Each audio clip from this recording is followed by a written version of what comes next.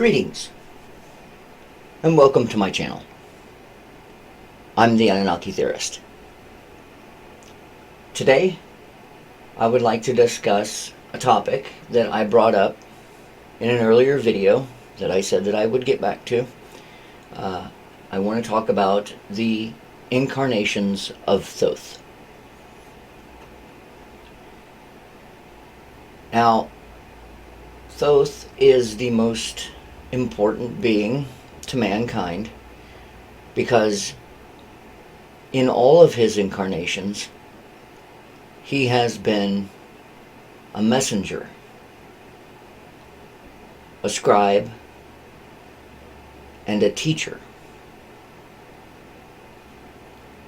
In all of his incarnations, he has taught mankind everything from mathematics, engineering, architecture, astronomy, but then he also taught us about the spirit and the soul and ascension. And I've talked about ascension in an earlier video, and this seems to be the primary goal, at least for us physical beings, to try to achieve the ability to no longer need to take on the flesh. So Thoth, as an ascended master, has tried to teach us that this isn't the end all and be all, that we need to move forward. So Thoth isn't the first incarnation. The Anunnaki came here roughly 350,000 years ago. And they brought with them their knowledge, and of course the knowledge of ascension. And Thoth's first incarnation was as a child of Enki. Now, when we look here, this is the Lost Book of Enki, and we see that Ninki, the Lady of Earth, also known as Damkina, came to Earth after Enki did. Basically, he wanted to bring his family. And at the time, it was just Damkina and Marduk.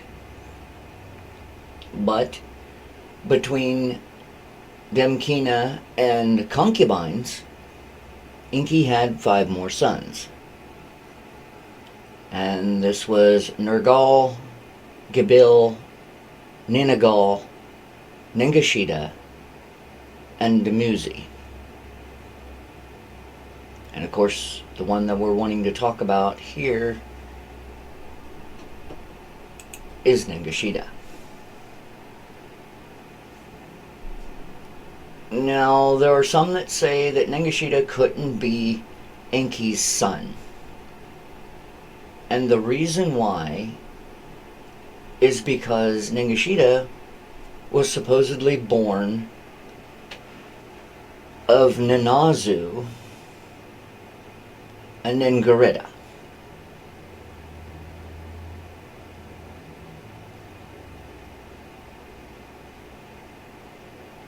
Now, it's my belief that because of what Nanazu was a lord of the underworld. He was a Chthonian god.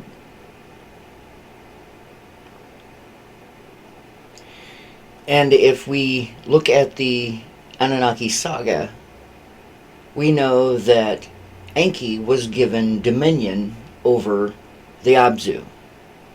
And the Abzu, of course, is the underworld, Or, as I've already pointed out in my previous video, the underworld is actually the mines. So, Nanazu is just another name for Enki.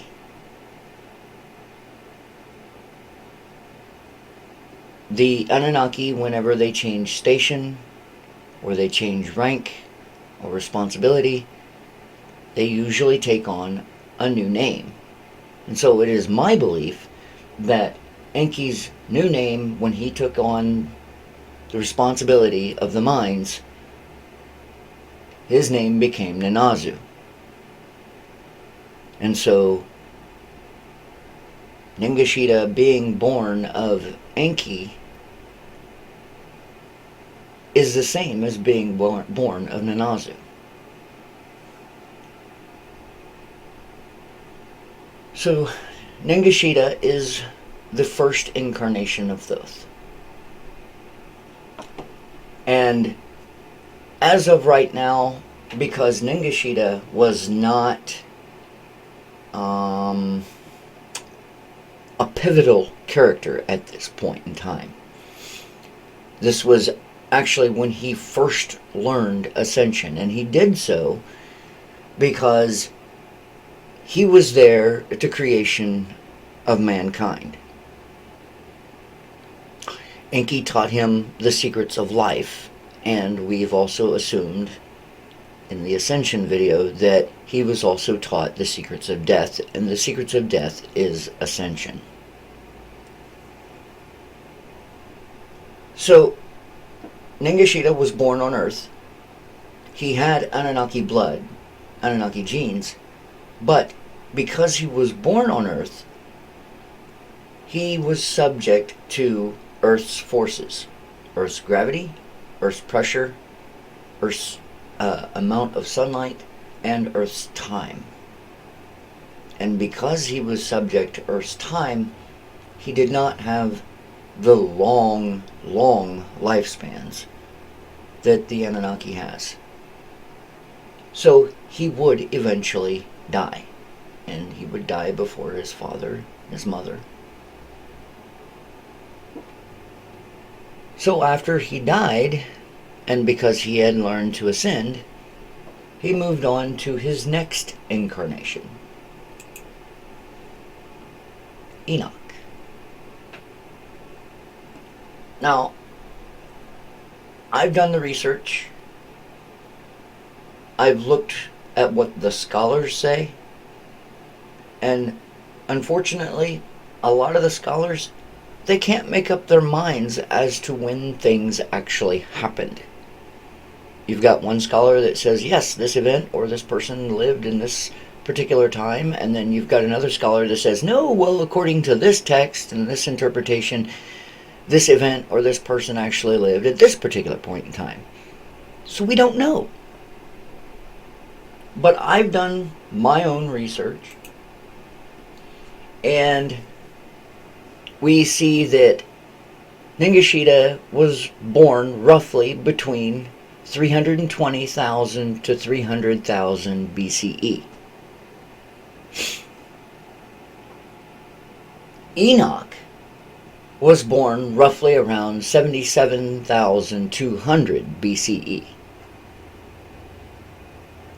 Which, this would make sense. Ningishita would still have had somewhat of a longer lifespan. Wouldn't have been exactly human. So he would have lived a long time. And from what we know of with the fossil record, the first known Homo sapien was roughly 220,000 years ago. And that would have been mitochondrial Eve. And Enoch is believed to be the 7th generation down the line from Adam, if we want to go by the biblical Adam. So if Adam would have been 220,000 years ago, 7 generations down the line, 77,200 BCE sounds about right. Now, Enoch is most famous for the Book of Enoch, which is a non-canonical, apocryphal, some would even say sacrilegious, blasphemous, because of things that were written. The one thing that, for those that, believe that it is sacrilegious and blasphemous, is I would ask them then, if that's the case, if it wasn't supposed to be part of the Bible, if it wasn't supposed to be part of the true scripture, then why was it found with the Dead Sea Scrolls? I mean, some of the things in the Dead Sea Scrolls they kind of disregarded, but a lot of it they just said it validated what they already had, and what they already had as the canonical Bible. But the Book of Enoch was actually found with the Dead Sea Scrolls. I'm not going to go into what the Book of Enoch is. I'm not going to go into any of that. That would actually be a video all on its own, and I probably won't do something like that, but there are plenty out there. There are a lot of videos, there are a lot of books, articles, all kinds of things talking about the Book of Enoch. So if someone is interested in that, like I said, there's lots of places that they can go and look for that.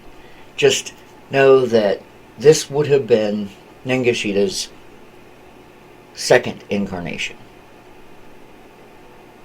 And of course, in the Bible it says that,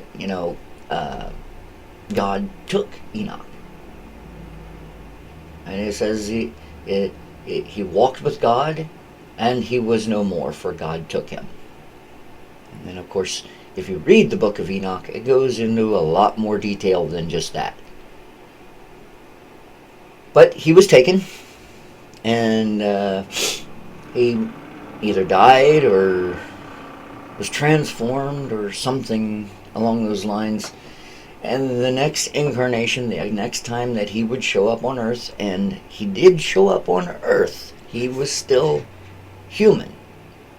And that's one of the things that we will have to understand in a lot of those incarnations, if not all of them. He was always human. His next incarnation was Thoth. And Thoth, by his own word, supposedly, in the Emerald Tablets, tells us that in the great city of Kaor, on the island of Undal, in a time far past, I began this incarnation. So he tells us that he lived. He was born and he lived in Atlantis. And then, after the destruction of Atlantis, he went to the land known as Kemet, which later became Egypt. And of course, here we can see some of the names that he was known by in Egypt. But this is Thoth. He was considered a moon god, god of magic, and god of writing. We see some of the depictions of Thoth, and this one is fairly important, and not because of the baboon, but because of what the baboon is holding. And I will get into that at a later point here. But with this article, we go into a lot about what Thoth taught mankind. Now, like I said, he was a teacher, he was a messenger, and he was a scribe. Now, aside from being Thoth, he was also Hermes. Some say Merlin.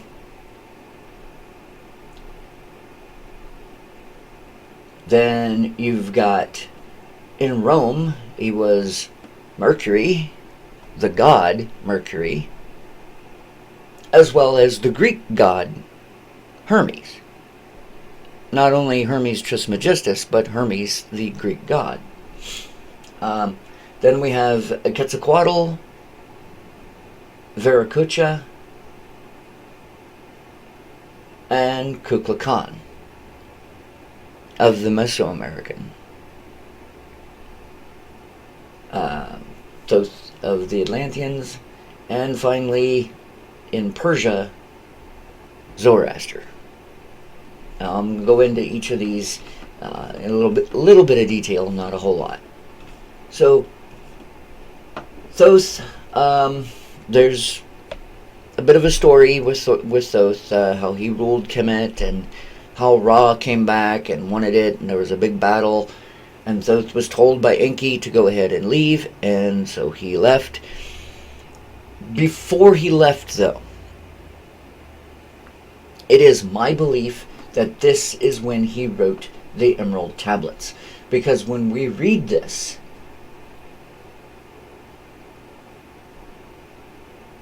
the Emerald Tablets, he says that he will return.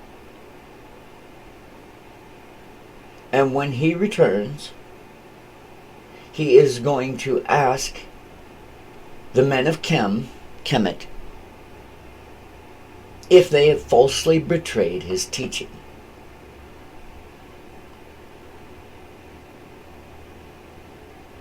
Because these were his people. And that's important. These were his people, those people. So before he died, he wrote the Emerald Tablets, and then he died. And his next incarnation is kind of surprising, because he didn't stay in Mesopotamia.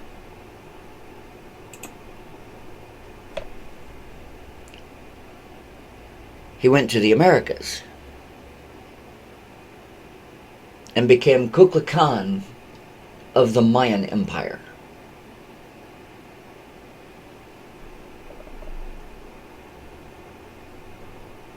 Now, there's a little bit known.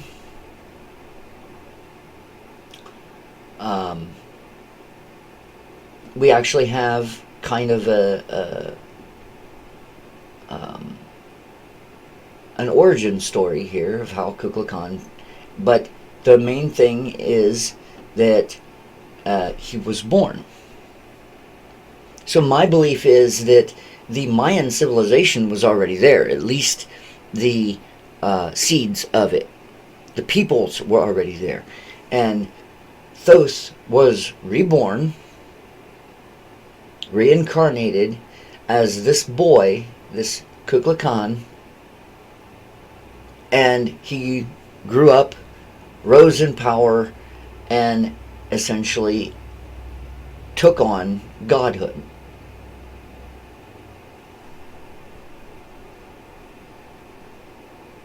And brought the peoples together, created the civilization, created the empire.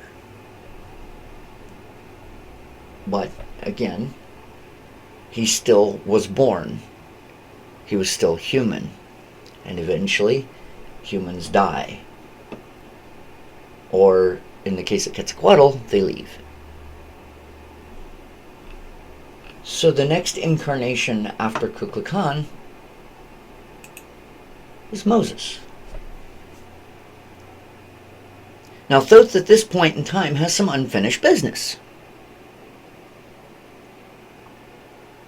At the time, you have the Pharaoh, who the name is not mentioned in the Bible.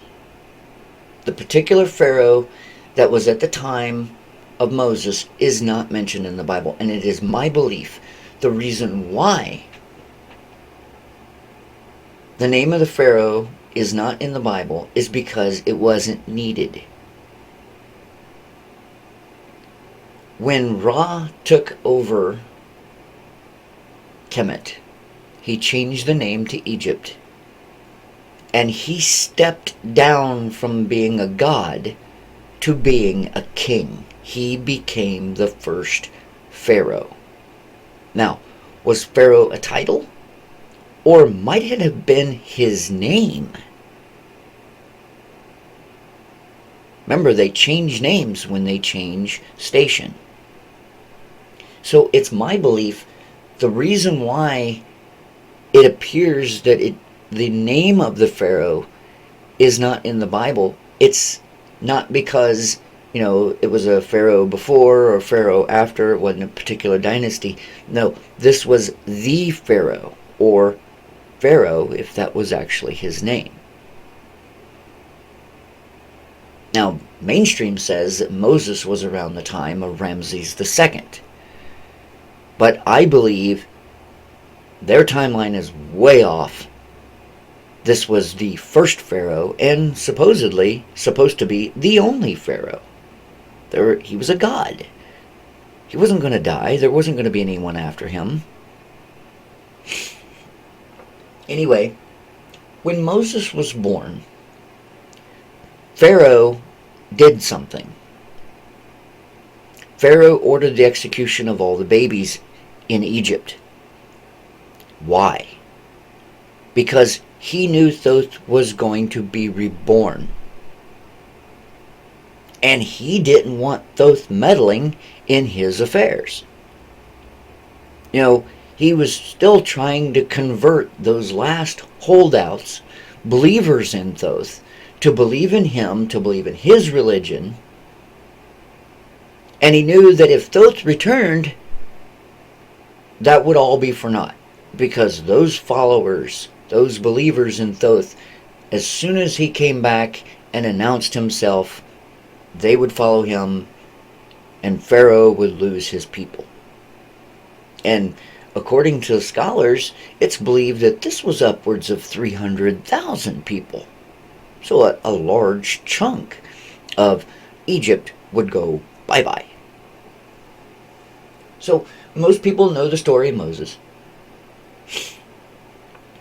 But one of the things that I need to point out, well, a couple of things actually. The first thing is his staff. Okay? The staff is very important to the being that is Thoth. Because in every one of his incarnations, he has a staff. And it usually has to do with several things. One, it's a staff, walking stick, some sort of possibly even a shepherd's crook.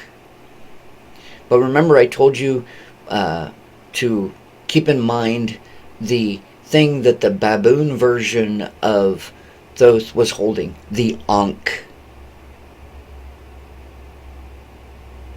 That was his version of the staff. Then with Moses, he has the staff that was supposedly touched by God, imbued with power. And we see the serpent symbolization when Moses goes and confronts Pharaoh, and Pharaoh's magicians come forth, and they have the whole snake duel. But his staff turned into a snake. There's another reference where it comes to a rod and snakes later on in Moses' life, when he erected the copper staff with the twin snakes wrapped around it that people were supposed to touch if they had been bitten by the flying fire snakes that God sent to punish them. That's more of the Moses story. There's a lot of that out there. If you haven't already read that, yeah, that's something to read. But that's not what I'm trying to go into here. The other thing that needs to be pointed out, the famous line, "Let my people go." He's meaning that literally. This isn't his people because they are his race, or his people because they are of his God. No, these are literally his people. These were the followers of Thoth, or at least their descendants. But they still believed in Thoth. And so he was taking them out of Egypt because, he wanted to take them with him. And in the story that we read in the Lost Book of Enki, when it talks about Thoth being deposed and Ra taking over, it says that when Thoth left, he took with him followers. Now, we're not given a time frame. It just says that when Thoth left, he took with him followers. And that's the Moses story. Now, he probably was Moses. It was another incarnation. And he came and he took his people out of Egypt. Again, most people know the story of Moses, and they know that he was not allowed into the land of milk and honey. He was not allowed into the promised land, and he died.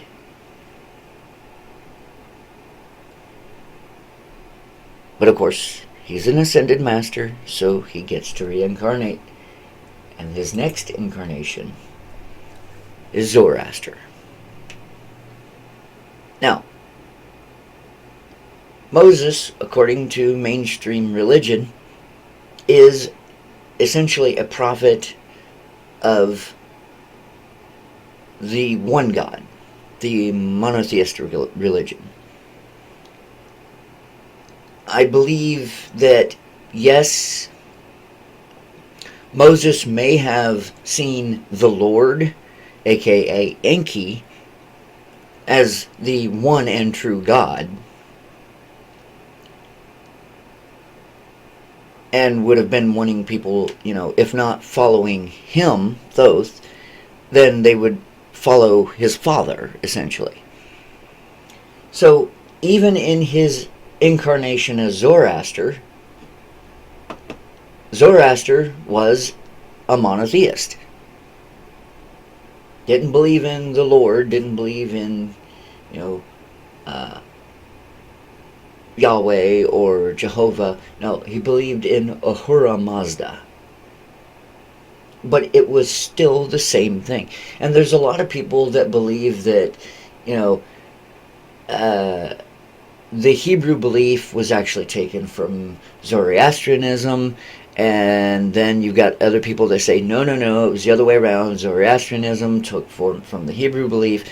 Again, this is the reason why I throw the dates out, because people can't make up their minds. And the reason why I put Moses before Zoroaster is because that it is a general consensus that Moses was actually alive before Zoroaster. So, okay, if however the religions came about, irrelevant. All I'm looking at is the people. So, Moses, then Zoroaster. And of course, Zoroaster being human, he eventually dies, and we get a reincarnation. And the next reincarnation is Jesus. Now, there's a lot when it comes to Jesus, and I am not going to go into any of it. We know that, he lived, he died, he did all these things, supposedly. The main thing that I'm going to point out is that he was a teacher, just like in all the other things. He was essentially a messenger. He was bringing the message of his Father. The only other thing that I have to point out with Jesus that is different from all of those other incarnations is, as far as we know, Jesus was illiterate. Nobody has ever found anything that was written by Jesus. And there would have been no reason for him to learn to read and write. Joseph, his earthly father, was a carpenter. And the word that they use for carpenter in Aramaic actually just means that he built things. He built small things like furniture. So, he built tables and chairs and things like that. So the only thing that he would have really needed was basic math. There would have been no reason to learn to read and write. And there was never a time where he actually, well, as far as we know, because you got to remember there was the 30-year gap, supposedly, that, nobody knows what he did for 30 years. Some say he went and studied with Buddhist masters and things like that. But anyway, and of course, Jesus also had a staff. It's known as the Isa Bakal, which supposedly doesn't exist anymore. A pope actually destroyed it if it was the actual Isa Bakal staff. And I'm hoping that it's not, because then that meant that the staff of Moses and the staff of Thoth has been destroyed, and that would be a bad thing for the world. But Jesus was a man. He was a human. He was born. He came out of his mother's womb. He was a human. Just because his soul was something else, his body was human. So he died. And his next incarnation would have been Hermes Trismegistus. And here is where, and it's not just Hermes Trismegistus, because if we look down here, we see that Hermes may be associated with the Greek god Hermes and the Egyptian god Thoth, which makes sense. They're ascended. This is incarnations of the same being. But here is where we get into the greatest icon known to mankind. Okay, I've already showed you the Ankh, and then with Jesus it would have been the cross, even though that's not actually what a cross would look like, but that's neither here nor there. The other thing is what's known as the Caduceus.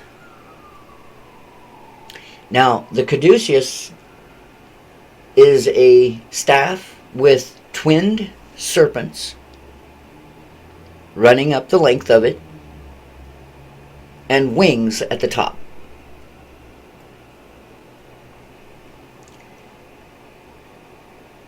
The Caduceus is often mistaken, used for the medical symbol, which is incorrect.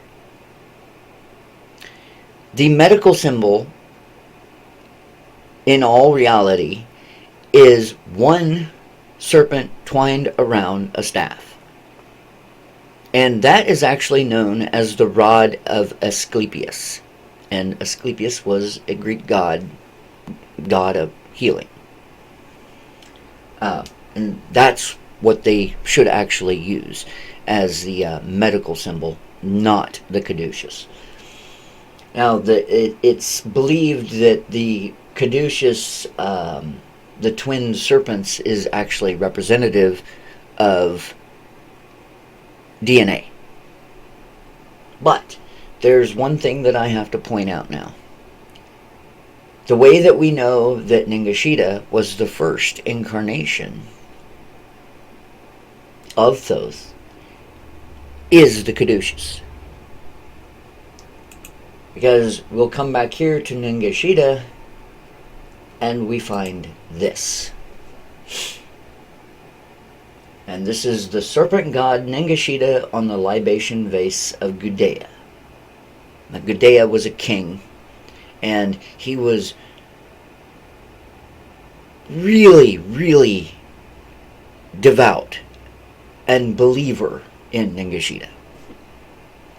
But because the Caduceus represents Ningishita, and we see that down the line we have the staff and we have the serpents, we can kind of use this to connect. Now, granted, this is really, really thin evidence, but it's all we have, and it does kind of make a logical sense. So, Ningishita represented by the Caduceus, that finally brings us essentially full circle. But we're not done. Hermes did, eventually die. He was human. And his next incarnation would have been Quetzalcoatl. He went back over to the Mesoamerican region. And this time, I don't know if it was actually a full reincarnation, because the story of Quetzalcoatl, they said that he came across the ocean, that he came from the east, across the ocean, and he was a white-skinned, red-haired, blue-eyed individual with a beard. This was something completely different than what the natives of Mexico looked like. They had the brown olive skin, dark hair. So he looked nothing like what they looked like. Now, at the same time that he was Quetzalcoatl to the Mexicans, to the Aztecs, he was also Viracocha in the Andes to the Incans.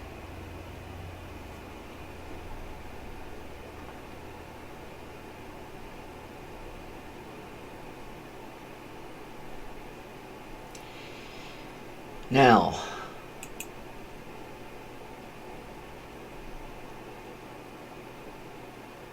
is this his last incarnation?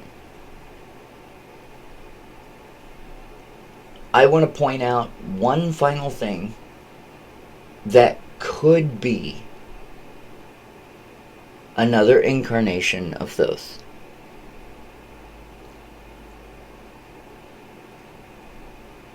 We have an account by an individual known as A.R. Borden, who supposedly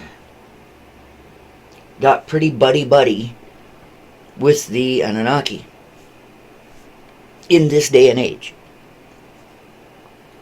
And A.R. Borden tells us that roughly 1400 CE, Anu, the Heavenly Father, decided to step down as king of Nibiru.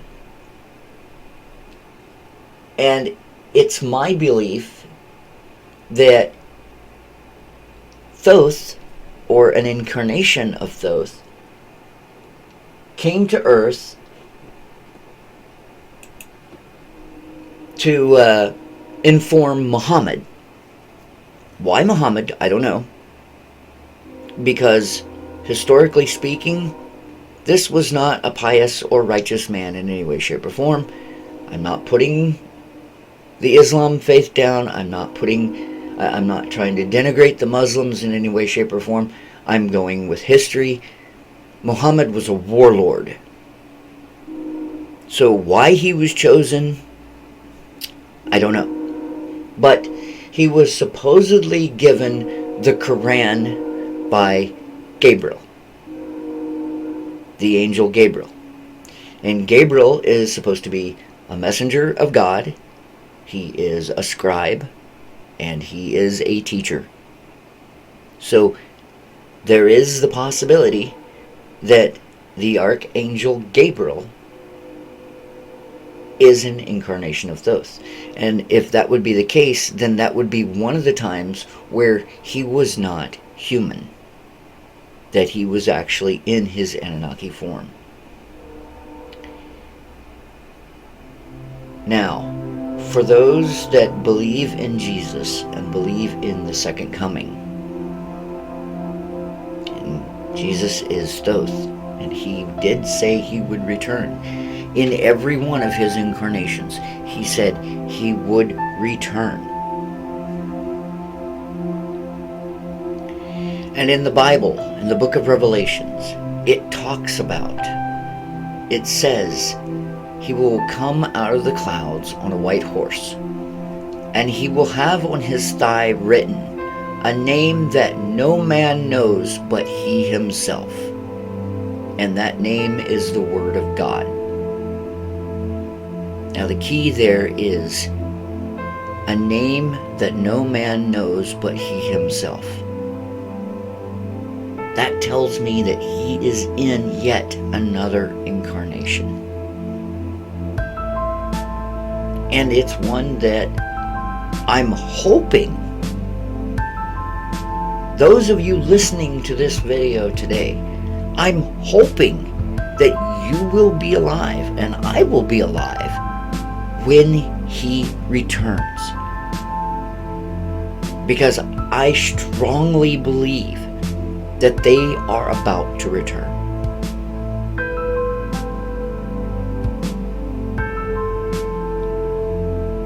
So we will get to meet the greatest being, the most important being, the most influential being that mankind has ever known. And that'll be a great day.